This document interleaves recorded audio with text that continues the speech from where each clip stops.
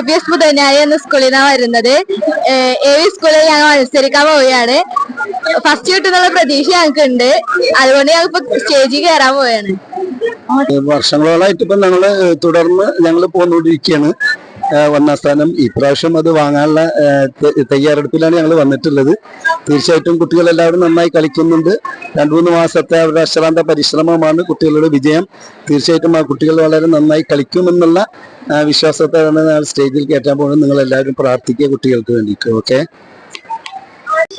ഞങ്ങൾ MA ഗേൾസിത്തെ കുട്ടികളാണ്. First വാങ്ങുന്നുള്ള പ്രതീക്ഷ ഞങ്ങൾക്കുണ്ട്.